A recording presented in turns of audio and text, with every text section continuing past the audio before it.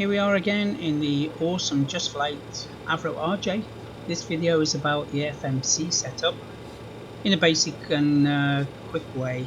There's no point me going through every page and picking apart every page in the FMC, because there's a great manual came with the aircraft that tells you on every page exactly what's what. So this is just from a practical point of view, just the first time if you want to get into this aircraft. So I've just powered up the aircraft, I've put in the route and quickly boarded. So first thing you have to do with the FMC setup is align put the IRSs into a line, which you can do here by the co-pilot. So I'm going to put them into a line here, and now we can start the process of setting up the FMC. So this is from cold and dark state. I'm just going to power on the FMC here.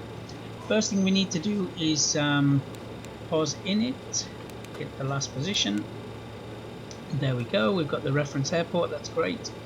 Then we go to the route, and we can enter the route name here. I've made a video about that SimBrief integration.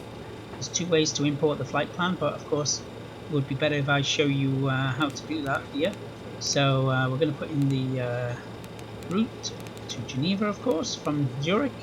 We're going to go from runway 28, and it's a very simple FMC. There's really not much to it, which is great. And if you're familiar with Boeing, you can see already looks a little bit like from the 737 series. So we're going to need to put in the route here. What you can correct me in the comments, but I'm not a professional pilot, so just like to do it the way I like to do it. And we're going to put in the departure first. I'm going to go from runway 28, and we're going to be on the Vebit 1 X-ray departure. So we can activate that. It says enter perf init data. I like to do that later. Let's do the route first, so I can just clear that out. Of course, now we can put in the arrival, but I'm going to link the route together here now. So there we are. We're at the end of the SID of Vebit, and if we go to the chart, you can see that's where we're going to be here. So just going to go back to the route here, and there's our route ID, Vebit 1 X-ray. Then we go on the Tango 50 airway to Rotos, so we put that in here like in Boeing, Tango 50. And this is all where you're all shouting, I could type faster than that. Always takes longer than you expect. And then we're going to go next page to, and I think it's the Zulu 669 to Ulmus, yeah. Zulu 669 to Ulmus, not far from where I live. Ulmus. There we go, and next, that's the start of the arrival into Geneva. So I'm going to go to the arrival. I'm going to try the on-nav approach into 04. And I believe it's the Ulmus 1 Papa, I'm pretty sure. So that should be good. Now there's our route. Now we can see here I see vectors. I'm not flying online. I know I should leave the vectors in, but I'm gonna take that out because I'm gonna vector myself. I'm not flying online. I'd like to link it all together. Let's execute that. Okay, there we go. We've got Zurich. Let's check it. Brago 554 Zurich, 558 Zurich, or 5, 6, and 7,000 feet restrictions. Just go quickly back. Oh no, not that. Quickly back to the charts. Yeah, we got Brago 554, 558, 5, 6, and 7,000 feet. Altitude. So that's great. That's in there. We could of course go to the arrival, and we could go to the star, and we are on the Ulmus. I'm coming in this way, and we can check here in this 7,000. I'm sorry, maximum flight level 5112, 15,000, and then in this 7,000. Let's check that. Or we could do that. This is probably going too far for this video, but there we go. Maximum. So yeah, 15,000 below. Our flight level is 140, so we'll show that in a minute. So we're okay there. And 7,000. Yeah, and then now we're joining the approach here. This is the start. Belt is the start of the on-nav approach. That's great. Next thing we need to do is, I'll just turn on the screens by the way here. We can see, actually now I've put in the position, I can switch these to nav, but we can see here now the route is still not, or the IRSs have not aligned yet. Now that depends on how far north you are in the world or how far south. So basically if you're near the equator, it's going to take 2 or 3 minutes to align, or we're now at, if you're up at 70 degrees north, it could take up to 15 minutes to align, which is really cool, like real life. So we're at about, I don't know how far we are here, 48 north or something like that.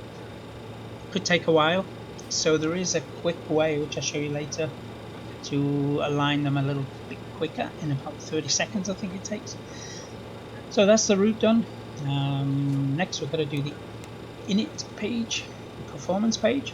So we need of course our figures for that from the OFP. Sorry, this way for that. Now our zero fuel weight's 35.7. 35.7. I'm doing this fast. You can always wind back and see what I was doing. I've flown this plane a lot now, so I can do it pretty fast now. Cruise altitude was 140. I remember that. As reserves are here. Reserves. I might be doing this wrong here, but I'm just going to take this figure, rounded up 3.3 tons. 3.3. The cruise wind was 235 at 2. 235.02. ISA deviation is +4. I think that's all we need. +4, and yeah, we're done here. That's important for top of descent calculations and yeah, top of climb, top of descent, fuel burn, or arrival times. Yeah, that's quite important. The other pages we're going to use are the VNAV pages. Not all of the pages are like the real aircraft, or actually active or modelled. So, but I believe everything is modelled like in the real aircraft, in the aircraft that the actual aircraft that they modelled this RJ on. So this would be the climb speeds, and there's 3 pages here: climb, cruise, and descent. I like to climb actually at 270 knots. Oh, sorry, clear that out. Don't need to dash. 270. The reason why I do that is if I'm climbing a little bit higher, like up to flight level 300, it can climb a little bit sluggish towards the end, so just helps the climb rate a little bit. Or actually, another way you can climb a bit faster is hit climb max here on the TRP, I think they call it now, thrust rating panel, is it? So cruise page. Yeah, once we're leveled off we can speed up a little bit, so I'm going to go up to 90 here, and then in the descent I'm actually going to go to 70. Great. Okay, and of course hold is another page you'd use. I'll never hold, and you can read the manual for that. I'm not going to do that. You just would put your right or left, or I mean I should show it here, but I want to make the video a little bit shorter. So right or left, and the inbound course, etc. Progress page is good. That will give us our arrival. This is time of arrival and fuel on arrival. That's great. Next page would be the we've got the winds there, which is good when we're in flight. That's great. The other page, NavRad, doesn't work because we have the radios here. It's in the real aircraft, I believe the same. fix is pretty useful. We can put in here range rings for situational awareness, or around the arrival airport for the MSA, minimum safe altitude. Okay, we see here this is still not aligned, so let's try the fast align process. So if you have a look, I'll just go to the side of it here. I can't scroll back to align, but if I just try to scroll, but if I get the finger pointer, press the button, lift it, press it down, press it, lift it, turn it, press it down, and then repeat, go back to back to nav, and then inside of 30 seconds they should align. It's called quick align. We'll see how that goes while I waffle on a bit more here quickly. SP doesn't work. ETC also is not active like in the real aircraft, I believe. And that's about it. There we go. We can put on performance. And what's good with there we go. Now we've got our alignment. So that's a good way. But I like to leave it on the normal realistic time of alignment, because it works well with the flow. You power up the aircraft, you do your FMC, and then you're doing your boarding, and while the boarding's taking place, then it will align. I think it's pretty perfect the way it is. And that's about it. Oh yeah, I just wanted to say quickly here, if you go to init ref, this is of course the performance, but we also have the approach here, which is really cool. The approach page, when you're coming into land, of course, you've got your frequency of your ILS here.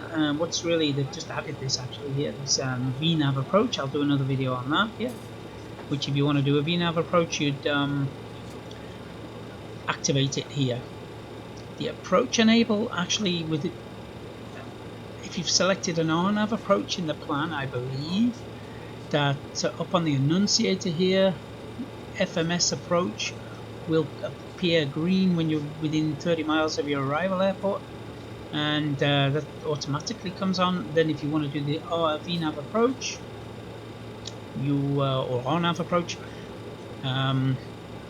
with not automatic pilot, autopilot coupled descent, but there's a little deviation bar. I'll make a video on that. Then you'd select the VNAV RNAV approach here on, and it gives you the 3-degree glide slope for that runway. Super. Oh, sorry, not glide slope, glide path. Yeah, is that right? Anyway, pro pilots will tell me that. There you go, that's the FMC, and enjoy the plane, it's fantastic. See you.